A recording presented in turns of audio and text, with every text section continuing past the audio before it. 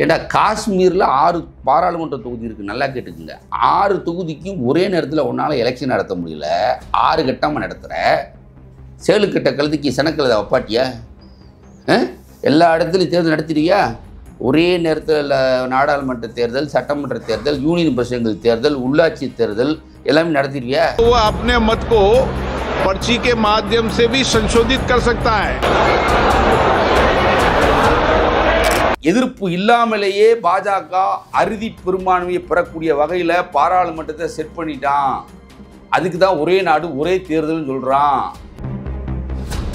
நினைத்தால் நிதிஷ்குமாரையும் சந்திரபாபு நாயுடு அவர்களையும் தன் பக்கத்திலே வைத்துக்கொண்டு ஊடுருவி பாஜகவை அரசு அதிகாரத்திலிருந்து விரட்டுவதற்கு ஸ்டாலின் வியூகம் வகுக்கிறார். அதை நோக்கித்தான் இதென்ன இந்தியாவினுடைய டெமோக்ரஸி, நாடாளுமன்ற ஜனநாயகம்னு சங்கரமடம் நினச்சிய நீ நினச்ச சீட்டை குலுக்கி போட்டு அடுத்த வாழை எதிர்க்கிறது அடி நாதம். இந்த ஒரே தேர்தல் ஒரே நாடு, ஒன் நேஷன் ஒன் எலெக்ஷன் அப்படிங்கிறது வந்தால் அந்த சட்டத்தை தீயில் இட்டு கொளுத்துவோம். डीएमके टीआर बालू या कन्नी मोदी जी भी डिसाइड कर लो आपस में. Unitary form of governance, getting its diversity and democracy in process. Unquote. Sir, I want to know, sir, how could they allow this bill? குடியரசுத் தலைவர் பதவியை வாங்குறது மாதிரி மோடி செஞ்சுட்டு இருக்கிறார்.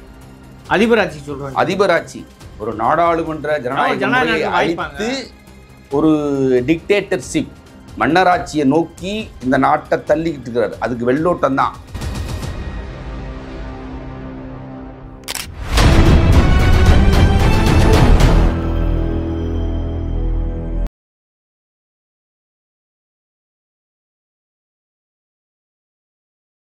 சார் வணக்கம்.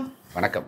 இப்போ இந்தியா முழுக்க பேசும்போதுனாக்க ஒரே நாடு ஒரே தேர்தல் கிட்டத்தட்ட அமைச்சரவை ஒப்புதல் வழங்கி விட்டது. இன்னைக்கு விவாதத்துக்கு வருவதாக கேள்விப்பட்டோம்.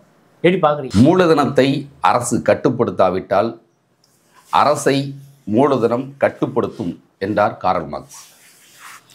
142 கோடி மக்களின் உரிமைக்காக 142 கோடி மக்களின் உரிமைகளை அம்பானி, அதானி போன்ற கார்ப்பரேட்டுகளுக்கு விற்பதற்கான சதி திட்டம்தான் ஒரே நாடு ஒரே தேர்தல்.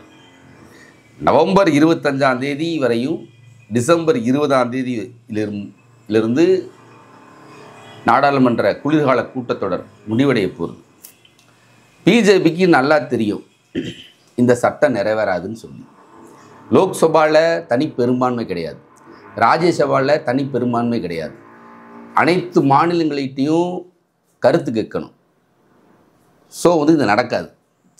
அப்போ இதை நடக்க விடாமல் செய்கிறதுக்கு அவங்க என்ன பண்ணுறாங்கன்னாக்க, எப்படி குற்றவியல் சட்டங்கள் 3 சட்டம், இந்திய தண்டனை சட்டம், சாட்சிய சட்டம், குற்றவியல் நடைமுறை சட்டம் 3ஐயும் திருத்தி தனக்கு சாதமாக ஒரு சட்டத்தை நிறைவேற்றுவதற்கு என்ன வகைகளை கையாண்டாங்கன்னு தெரியும். பாராளுமன்றத்துக்குள்ளே இவங்களே ஒருத்தங்களை ஒரு வெடிபொருளை வீச விட்டு அவையில் எல்லா பேரும் எந்திரிச்சு கத்தி 142 எம்பிக்களை வெளியேற்றிட்டு இந்த சட்டத்தை நிறைவேற்றினாங்க. அது மாதிரி நவம்பர் 25ஆம் தேதியிலேருந்து டிசம்பர் 20ஆம் தேதி வரையும் இப்படி ஒரு பிரச்சனை நடக்கும் அப்படின்னு காத்துக்கிட்டு இருக்காங்க. பிஜேபி, ஆர்எஸ்எஸ் காத்துட்ருக்காங்க. மோடியும் அமித்ஷாவும் ஆர்எஸ்எஸும் துணை ஜனாதிபதி ஜெகதீப் தன்கரும் ஜனாதிபதி திரௌபதி முர்மும் ஒரு உணர்ச்சி கோழைகள், அறிவு கோழைகள், பக்கா ஆர்எஸ்எஸ்காரன். அமெரிக்காவில் இருக்கிற குடியரசுத் தலைவர் பதவியை வாங்குறது மாதிரி மோடி செஞ்சுட்டு இருக்கிறார். அதிபராட்சி சொல்றாங்க. அதிபராட்சி ஒரு நாடாளுமன்ற ஜனநாயகத்தை அழித்து ஒரு டிக்டேட்டர்ஷிப் மன்னராட்சியை நோக்கி இந்த நாட்டை தள்ளிக்கிட்டு இருக்கிறார். அதுக்கு வெள்ளோட்டம் தான். ஜனநாயக நாட்டில் வாய்ப்பு இருக்கான்னு என்ன சொல்றீங்க நீங்க? அதை நோக்கி தான் போயிட்டு இருக்கிறாங்க. இப்போ கிராமத்தில் ஒரு பழமொழி சொல்லுவான், கழுத்து புருஷனா வகுத்து புருஷனான்னு. நம்மளாம் நரேந்திர மோடிக்கு வாக்கப்பட்டிருக்கோம். நரேந்திர மோடி நம்மளுக்கு கழுத்தில் தாலி கட்டிருக்காரு. ஆனால் நம்மளுக்கு வகுத்து புருஷன் யார் தெரியுமா? அதானி, அம்பானி தான் வகுத்து புருஷன். என்ன சொல்கிறீங்க? இந்த அதானி அம்பானிக்காக தான் இந்த நாட்டினுடைய கனிம வளங்கள், mines, railways, public sector units, LIC, பொதுத்துறை நிறுவனம், ரயில்வே, போன்ற காடுகள் வளங்கள் எல்லாத்தையும் கார்ப்பரேட்டுகளை தூக்கி கொடுத்துட்ருக்குறான். இந்த அதானி தான் தேர்தலில் சாம பேத தான தண்டங்களை பயன்படுத்தி இன்றைக்கி இவிஎம் சீஃப் மினிஸ்டர் தான் பட்னாவிஸை சொல்கிறாங்க. அவர் இவிஎம் சீஃப் மினிஸ்டர் தான். இப்போ அஜித் பவார் வந்து துணை முதலமைச்சர் ஆகிட்டார், ஏக்நாத் ஷிண்டே துணை முதலமைச்சர் ஆகிட்டார். அவங்க ஒரு வாஷிங் மிஷினுக்குள்ளே போனாங்க, அவங்ககிட்ட கேஸெல்லாம் நின்றுச்சு. அப்போ அந்த டிசம்பர் 20 வரையும் இந்த எம்பிக்கள் கரவு பண்ணுவாங்க, அப்படி வெளியில் போவாங்க, அப்போ இந்த சட்டத்தை நிறைவேற்றி விடலாம் அப்படின்னு துடிச்சுக்கிட்டு இருக்கு நரித்தந்திரம். இதான் ஆர்எஸ்எஸ் திட்டம், பிஜேபி திட்டம். இதை இந்தியா கூட்டணி எச்சரிக்கையோடு கையாளணும். ஒரே நேரத்தில் எப்படி எல்லாத்துக்கும் ஒரே மாதிரி தேர்தலா? லோக்சபா, ராஜ்யசபா, நாடாளுமன்றம், சட்டமன்றம், யூனியன் பிரதேசங்கள், உள்ளாட்சி தேர்தல், ஊரக உள்ளாட்சி தேர்தல், எல்லாத்துக்கும் ஒரே தேர்தல். ஏண்டா ஜனாதிபதிக்கு சேர்த்து தேர்தல் வச்சுருங்கடா. இது என்ன இந்தியாவுடைய டெமோக்ரஸி, நாடாளுமன்ற ஜனநாயகம் என்ன சங்கரமடம் நினச்சியா?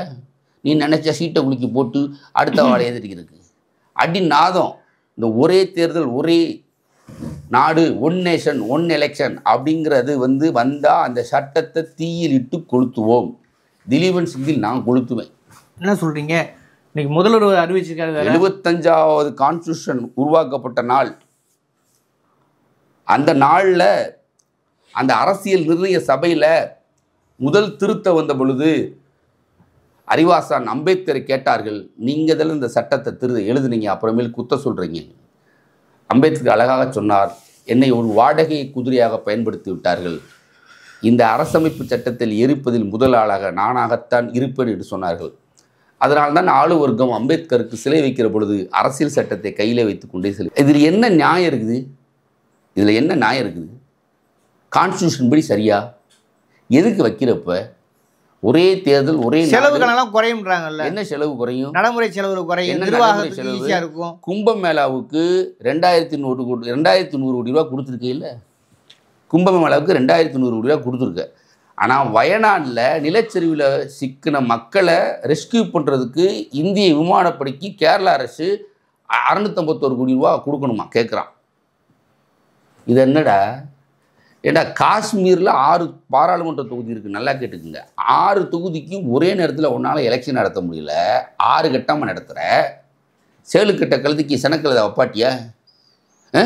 எல்லா இடத்துலையும் தேர்தல் நடத்திடுவியா? ஒரே நேரத்தில் நாடாளுமன்ற தேர்தல், சட்டமன்ற தேர்தல், யூனியன் பிரதேசங்கள் தேர்தல், உள்ளாட்சி தேர்தல் எல்லாமே நடத்திடுவியா? அப்போ அவனுடைய கோர் அஜெண்டா, அது ஆர்எஸ்எஸ்னுடைய கோர் அஜெண்டா. என்ன நோக்கம் சொல்ல வரீங்க? அரசியல் சட்டம் பஞ்சிங் ஆஃப் தாட்டில், சிந்தனை கொத்துகளில் கோல்வால்கள் சொல்லியிருக்கிறான். The very fitness constitution drop is மனு தர்மம் தான், மனு சாஸ்திரம் தான், மனு நூல் தான் அரசியலமைப்பு சட்டத்துக்கு ஜிக்சாக்க பொருந்தக்கூடியதுன்னு சொல்லியிருக்கான். அதைத்தான் இவன் பல்வேறு வழிகளில் கொண்டுக்கிட்டு வர்றான். அதோடைய முன்னோட்டம் தான் இன்றைக்கி இப்படி ஒரு குளிர்கால கூட்டத்தொடர். இந்த குளிர்கால கூட்டத்தொடர் தான் இந்தியா மக்களுடைய எதிர்காலமே ஒன்று. நம்ம வவுத்து புருஷன்ட்டு பாதுகாப்பாக இருக்கணுமா, இல்லை கழுத்து புருஷன்ட்டு பாதுகாப்பாக இருக்கணுமான 2 பேருமே ஒரு ஆள் தான். அம்பானி அதானிங்கிற 2 மார்வாடிக்காக அமித்ஷா மோடி வேலை பார்க்குறாங்க. எப்படி அன்னைக்கு அம்பேத்கரை வாடகை குதிரையாக ஆளுவர்க்கம் பயன்படுத்திக்கிச்சோ அது மாதிரி ஜனாதிபதி அவங்க ஆள் தான். முர்மு ஜனாதிபதி அவங்க ஆள் தான். இந்த ஜெகதீப் தன்கர் ஒருத்தருக்காம பாருங்க, அவர் ஒரு நாடாளுமன்ற துணை ஜனாதிபதி, மாநிலங்களவை தலைவர் என்ற முறையில் நடந்துக்கிறல. அவர் பாஜகவுடைய செய்தி தொடர்பாளர் நடந்துக்கிறார். அவர் மேலே 55 எம்பிக்கள் நம்பிக்கையில்லா தீர்மானம் கொண்டு வந்திருக்காங்க. அதை ஏன் விசாரிக்க மாட்டேற? 2Gயில் எத்தனை நாள் நாடாளுமன்றம் முழுங்கிருச்சு? கூட்டுக்குழு ஏன் கூட்டுக்குழு விசாரணைக்கு அனுமதிக்க மாட்டேற? பொதுக்கணக்கு குழுவையே அனுமதிக்க மாட்டேற? இவ்வளோ பெரிய பிரச்சனையை வெறும் 12 மணி நேரத்தில் தீர்த்திட முடியுமா?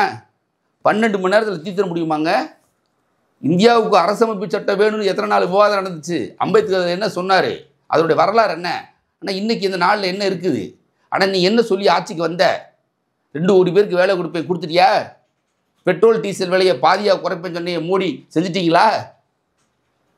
சுவிஸ் பேங்கில் இருக்க கருப்பு பணத்தை கள்ளப்பணத்தை கூட்டுறவும் மீட்டுக்கு கொண்டு வந்து ஒவ்வொரு இந்தியன் வங்கியிலையும் 5 லட்ச ரூபா போடுவேன்னு செஞ்சிட்டியா?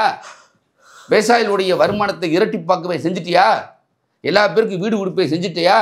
ஜெய் ஜவான் ஜெய் கிசான் சொல்லி செஞ்சிட்டியா? எதை செஞ்ச? ராமர் கோயில் கட்டின. ராமர் கோயிலை கட்டினப்ப என்ன பிரச்சனை? ராமர் கோயில் ஒழுகுது காரிடாரில். ராமர் கோயிலில் லீக் இருக்குங்க. நீட் கொஸ்டின் பேப்பர்லேயும் லீக் வருது. வீர சிவாஜிக்கு மராத்தியத்தில் செல்ல வச்சா உடஞ்சு போச்சு. இன்னைக்கு வெள்ளக்காரன் அறிவாளி. அவன் என்ன இப்படி பார்லிமெண்ட்டை கட்டினா?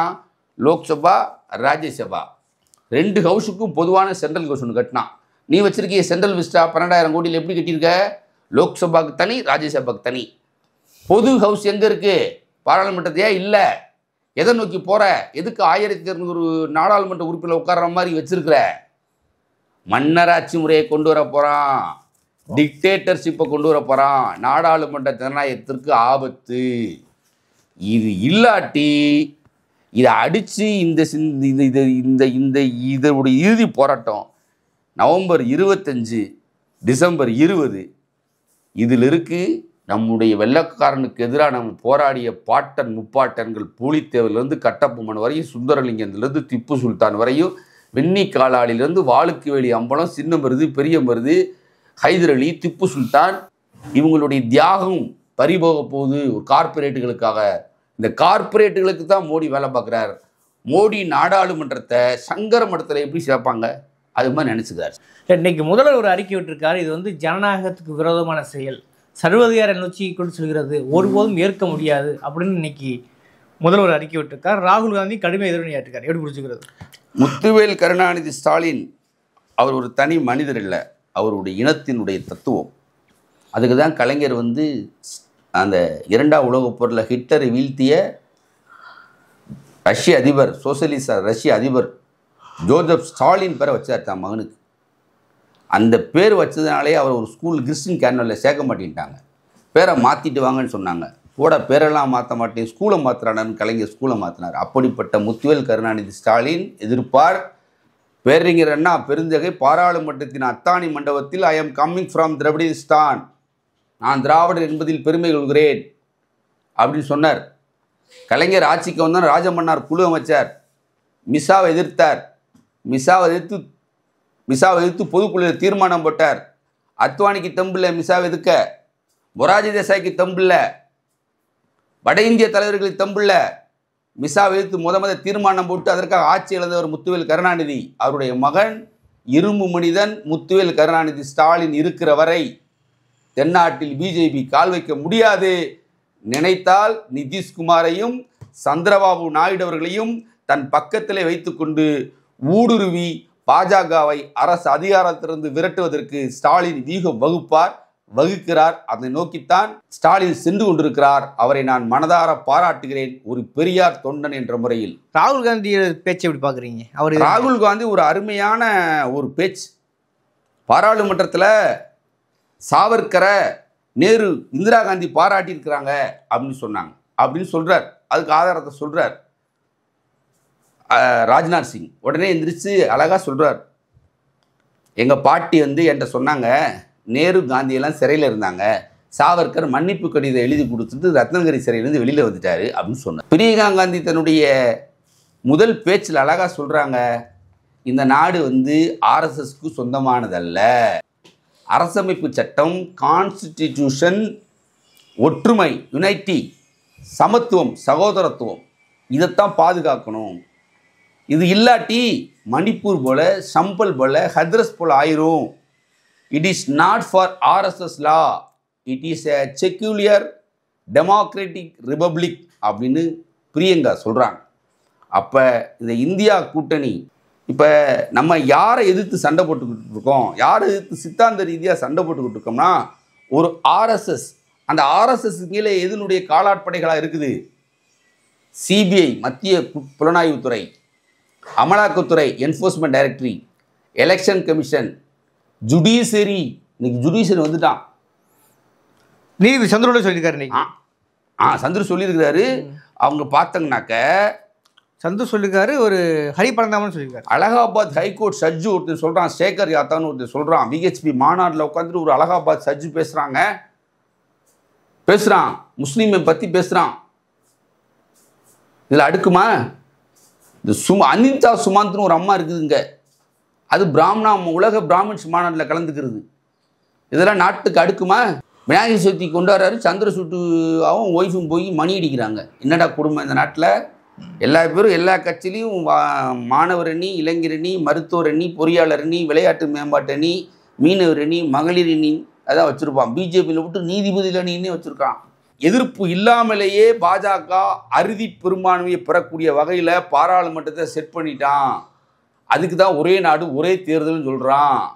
சட்டமன்றத்துக்கும் பாராளுமன்றத்துக்கும் தனித்தனியாக தேர்தல் வச்சா நம்ம எடப்பாடி இரும்பு மனிதர் மோடியோட வந்து கூட்டு வச்சா கூட எடப்பாடி தொகுதியில் அவரே வந்து மோடி படத்தை போட மாட்டார்.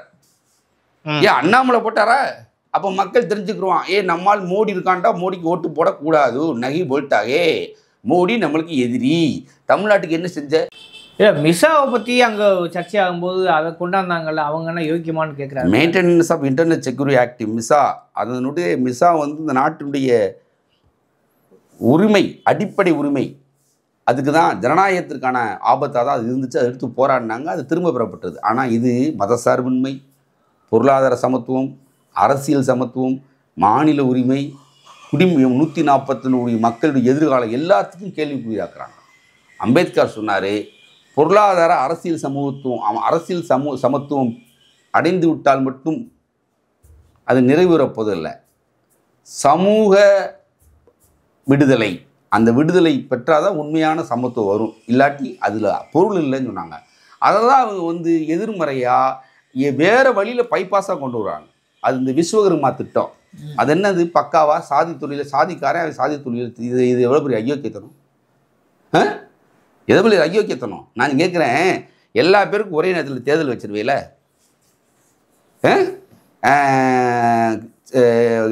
சிறுபான்மையினர், கிறிஸ்தவர்கள், இஸ்லாமியருடைய வழிபாட்டு தலங்கள்லாம் வந்து எங்கள் பக்கத்துலேயே மத்திய அரசு எடுத்துக்கிறோன்னு சொல்கிறையே, இது எடுத்துக்கிறியா?